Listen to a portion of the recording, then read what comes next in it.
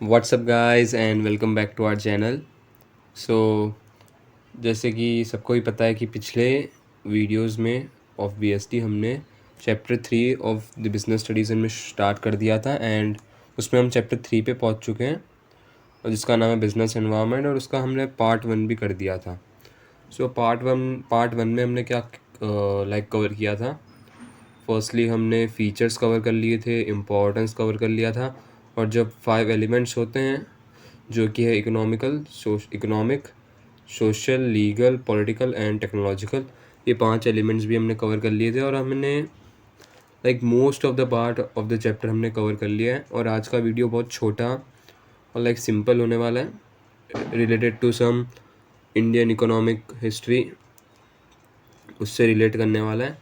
हम देखेंगे कि 1991 में जो एलपीजी आया था, LPG in the sense liberalisation, privatisation and globalisation, जो ये पॉलिसी आई थी 1991 में to change the dimensions of the Indian economy. Indian economy है ना, बहुत स्टेगनेंट हो चुकी थी, एकदम मार्जिनल रेट पे ग्रो कर रही थी, बहुत ही स्लोली। सो इसको चेंज करना अलार्मिंग हो गया था, क्योंकि इंडिया के पास बहुत ही कम फॉरेन एक्सचेंज बचा था इन 1991 कि वो कुछ महीनों के लिए ही वो उस फॉरेन एक्सचेंज पे रिलाय कर सकते थे।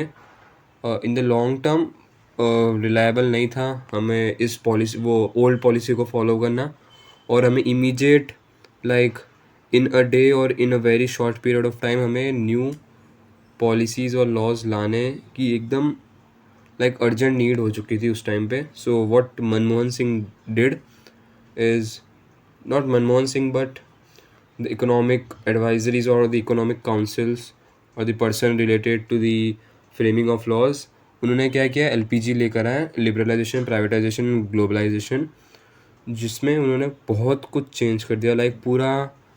पूरे के पूरी जो थी हमारी policy related to the economy, वो पूरी ही चेंज कर दी। पहले हम बहुत कंजर्वेटिव और गवर्नमेंट सेंट्रिक रहते थे, हमारी जो पॉलिसीज़ थी, लेकिन अब वो प्राइवेट सेक्टर को फेवर करने लग गई थी। जिस सेक्टर्स में पहले सिर्फ गवर्नमेंट का ही क्या कहते हैं उसको, दबदबा कह लो या फिर प्रेजेंस था, जिस सेक्टर्स में सिर्फ गवर्नमेंट सेक्टर का ही प्रेजेंस था, गवर्नमेंट डिपार्टमेंट्स का, गवर्नमेंट कंपनीज़ का, अब उनको प्राइवेट सेक्टर के लिए भी ओपन कर दिया था। देन जो रूल्स रेगुलेशंस थे जो कि कंपनीज़ पे लगाए गए थे ताकि वो इंडिया में अपना बिजनेस सेटअप कर सके, वो रूल्स रेगुलेशंस भी कम कर दिए थे ताकि प्राइवेट सेक्टर को ग्रोथ स्पॉट मिले और उनको encouragement मिले to do their business in India, है ना। ऐसे बहुत कुछ फ्री कर दिया था बिजनेस को, ताकि इंडिया में जॉब्स आए, नए नए बिजनेसेस आए, फॉरेन इन्वेस्टमेंट आए, क्योंकि वही नीड थी उस टाइम की। एंड एलपीजी के बाद से ही इंडिया की ग्रोथ बूस्ट हुई है। एंड आज जो इंडिया है, जो इकोनॉमिक सिचुएशन इंडिया की है, वो बहुत ज़्यादा डिपेंड या फिर बहुत ज़्यादा इन्फ्लुएंस हुई है 1991 की वो पॉलिसीज़ से। सो आज हम इस वीडियो में उसी पॉलिसीज़ को कवर करेंगे। लास्टली डिमोनेटाइजेशन कवर करके इस चैप्टर को भी ख़त्म कर देंगे। एंड विद दैट हमारे 3 चैप्टर हो जाएंगे आज। So without wasting any time हम शुरू करते हैं। सो एलपीजीज़ में फर्स्ट लिबरलाइजेशन होता है। देखो, लिबरलाइजेशन, प्राइवेटाइजेशन एंड ग्लोबलाइजेशन, 3 चीज़ें होती हैं। एडिशनल टू इट कुछ चीज़ें थी जो एनसीईआरटी में मैं आपको बताऊं, कि जैसे जो गवर्नमेंट ने रिड्यूस कर दिए थे लाइसेंस जो चाहिए होता है कंपनी को, टू 6। पहले बहुत ज़्यादा लाइसेंस लेने पड़ते थे, लेकिन अब वो बस 6 पे ही लिमिट कर दिया था। देन मैंने जैसे बताया, प्राइवेट सेक्टर के लिए बहुत सारे वर्क एरियाज़ ओपन कर दिए थे। बस 3 ही चीज़ें लिमिटेड थी as far as I know, defence and something railways, defence railways, and one more thing I do not remember exactly. बस बट एक और चीज़ थी जिसमें सिर्फ गवर्नमेंट का ही रोल होएगा, उसमें प्राइवेट सेक्टर इन्वॉल्व या फिर इंटरफेयर नहीं कर सकती। देन डिसइन्वेस्टमेंट कैरिड आउट हुआ था। पब्लिक सेक्टर की जो वो थी इंडस्ट्रीज़ थी, पब्लिक सेक्टर की जो कंपनीज़ थी, उससे गवर्नमेंट धीरे धीरे पैसे लेने लग गई थी, डिसइन्वेस्ट करने लग गई थी और प्राइवेट सेक्टर को देती जा रही थी, ताकि क्योंकि गवर्नमेंट कंपनीज बहुत रिडंडेंट हो चुकी थी और वो काम नहीं करते थे, आज भी नहीं करते हैं, पहले भी नहीं करती थी। सो प्राइवेट इन्वॉल्वमेंट बहुत ही नेसेसरी हो गया था, और प्राइवेट सेक्टर के बिना वो कंपनी चल ही नहीं सकती, क्योंकि प्राइवेट सेक्टर वेलफेयर देखती है secondary, as a secondary thing, but profit growth वो पहले एज अ प्राइमरी थिंग देखती है। So to grow the company हमें प्राइवेट सेक्टर की आइडियोलॉजी से जाना पड़ता, इसीलिए उन्होंने प्राइवेट सेक्टर को लाइक पब्लिक सेक्टर की कंपनीज दे दी through disinvestment. And then foreign investment promotion board, like FIPB, इसको सेटअप किया गया to like regulate the laws and to to channelize foreign investment in India. Okay, so these were some points. FIPB is important, आपको like full form short form इनमें आ सकता है FIPB, सो आप उसको याद करना is important. Other than that let's start with LPG. Sorry. So yes, LPG से start करते हैं. First is liberalisation. So what liberalisation is? Liberal से मतलब है कि रूल्स या रेगुलेशन थोड़े कम कर देना, थोड़ा ईजी वे में भी लाइक ट्रीट करना, एंड स्ट्रिक्टनेस थोड़ी कम कर देना, रेस्ट्रिक्शंस कम कर देना. सो इसका मतलब ये removal of unnecessary control and restrictions on business. Okay, इसके कुछ फीचर्स हम देख लेते हैं. First is abolishing licence requirements in most industries except a short list, है ना. हाँ, लाइसेंस रिक्वायरमेंट्स बहुत कम हो गई थी, जैसे मैंने कहा लिमिटेड टू 6 हो गई थी बहुत सारी इंडस्ट्रीज़ में, एंड जो कि थोड़ी अगर समझो सिग्निफिकेंट थी या फिर कॉन्फिडेंशियल थी, उनमें थोड़े लाइसेंसेस ज़्यादा थे. बाकी मोस्टली इंडस्ट्रीज़ में लाइसेंस रिक्वायरमेंट्स कम कर दिए थे. Second is freedom in deciding the scale of business activities, है ना. कोई एक्सपांशन पे कोई भी रेस्ट्रिक्शन नहीं, ग्रोथ पे, देन डाइवर्सिफिकेशन पे कोई भी रेस्ट्रिक्शन नहीं. सो इन सब भी रेस्ट्रिक्शन को कम कर दिया था, लाइक ख़त्म कर दिया था. Third is removal of restriction on movement of goods and service. Logistical free like logistics को उन्होंने प्रमोट किया था, and movement of goods like transportations को बहुत ईजी कर दिया था through infrastructure and rules and regulation also. Fourth is freedom in fixing the prices. हाँ, पहले क्या होता था, मोस्टली गवर्नमेंट बहुत इंटरफेयर करती थी प्राइस फिक्स करने के लिए, क्योंकि वो देखती थी कि जो मार्जिनलाइज्ड लाइक पीपल है, जो कम्युनिटीज़ है, उनको भी गुड्स एंड सर्विसेज मिलनी चाहिए जो कि अमीर लोगों को मिल रही है. सो वो प्राइजेस को कम रखती थी जानबूझ के, लाइक एक सीलिंग बना देती थी, उससे ऊपर आप प्राइस नहीं रख सकते. लेकिन अब LPG के बाद बिजनेसेस को फ्रीडम दे दी गई थी मोस्टली, कि आप अपने हिसाब से प्राइस सेट कर सकते हो, है ना. रेस्ट्रिक्शन कम कर दिए थे. Fifth is reduction in tax rate. Tax rate कम हुए थे लाइक, बट अब तो नहीं हुए, कॉर्पोरेट्स के लिए तो कम है, लेकिन इनकम टैक्स अभी भी ज़्यादा है. Sixth is simplifying procedures for import and exports. हाँ, इम्पोर्ट एक्सपोर्ट्स को बहुत ही ज़्यादा प्रमोट किया था, लाइक स्पेशल इकोनॉमिक जोन्स बनाए गए थे.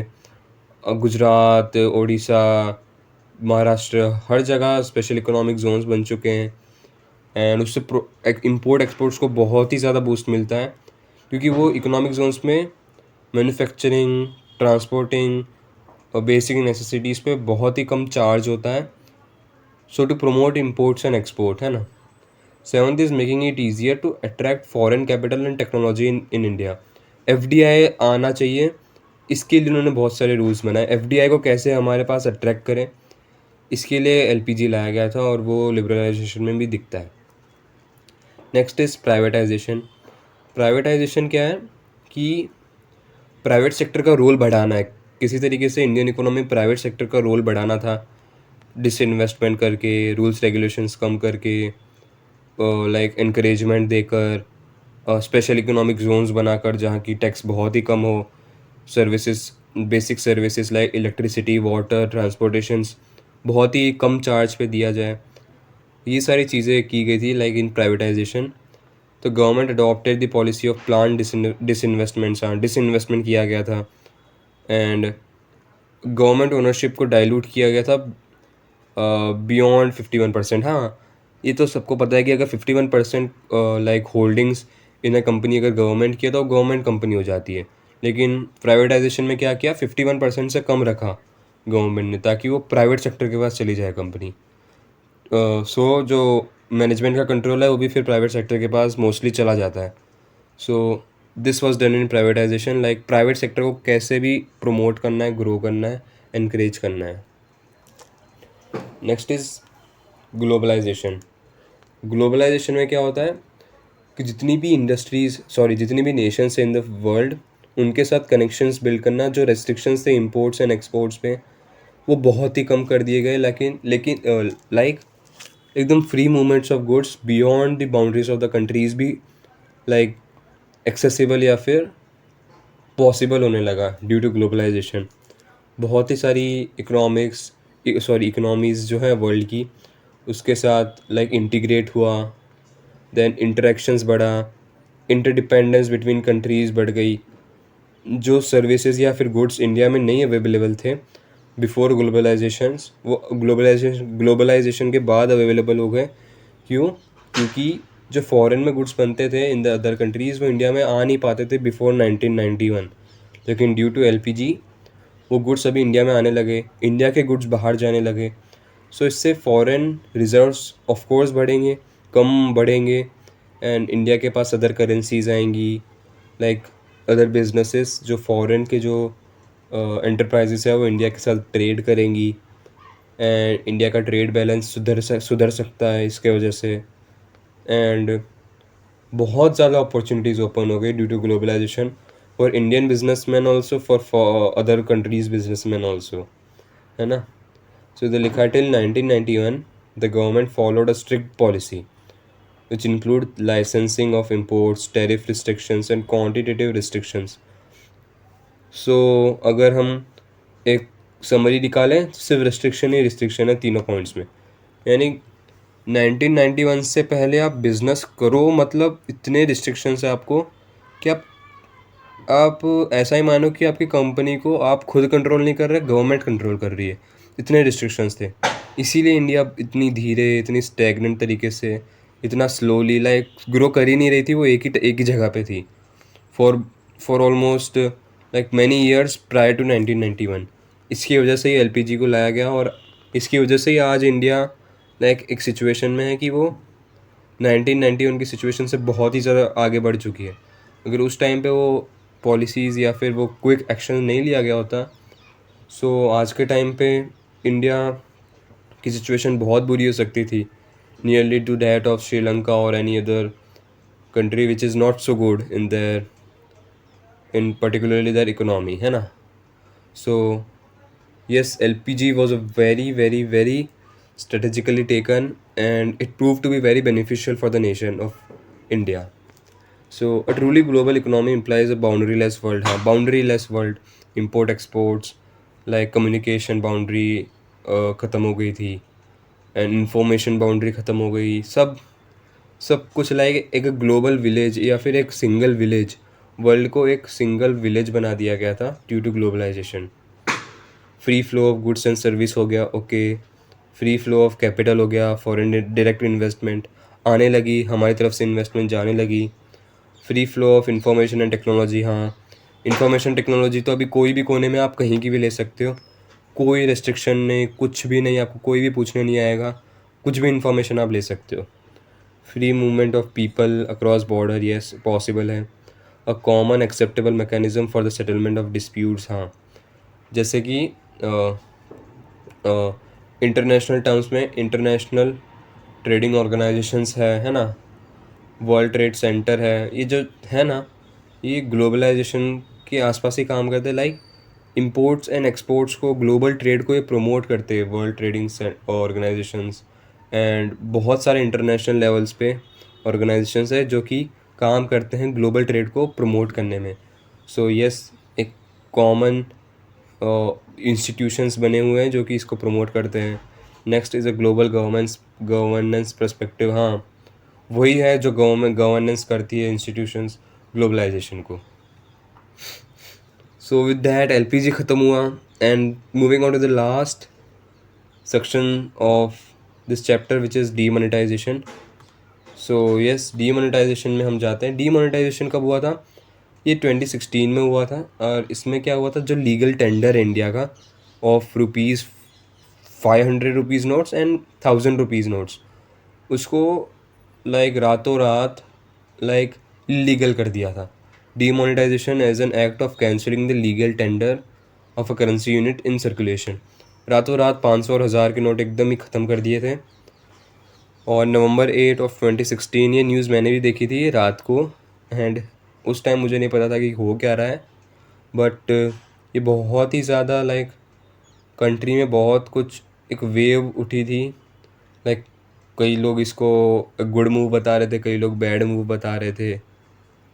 रातों रात ये कर देना like not a good decision और not so well in a well sense taken, but yes इसके बहुत सारे प्रोज एंड कॉन्स थे, but we need to study what really was demonetisation. So हम देखते हैं।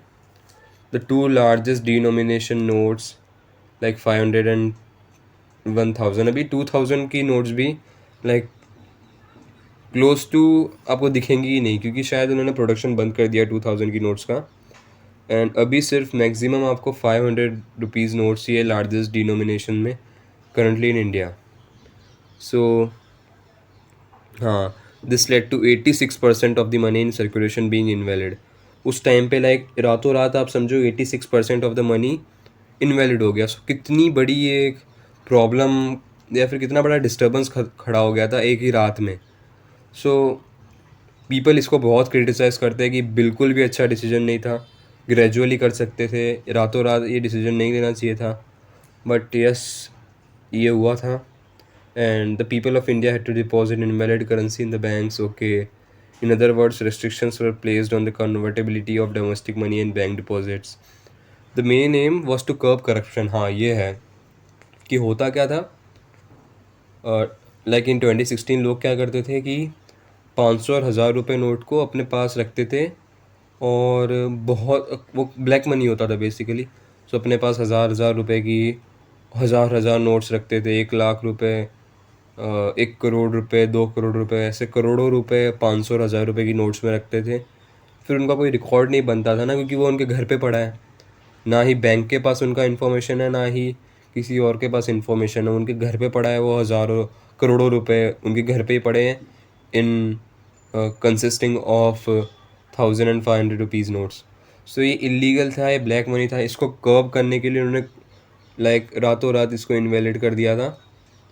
हाँ ये अच्छा मूव था, बहुत ही अच्छा मूव है करप्शन को कर्ब करने का। एंड यस इसके बहुत ही प्रोज है, बहुत ही कॉन्स है।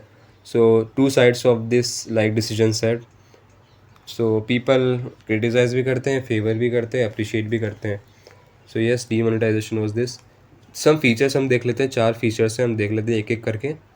Demonetisation is viewed as a tax administration measure. हाँ, cash holdings arising from declared income were readily deposited in bank and exchange for new notes. हाँ, but those with black money had to declare unaccounted income and pay a tax penalty.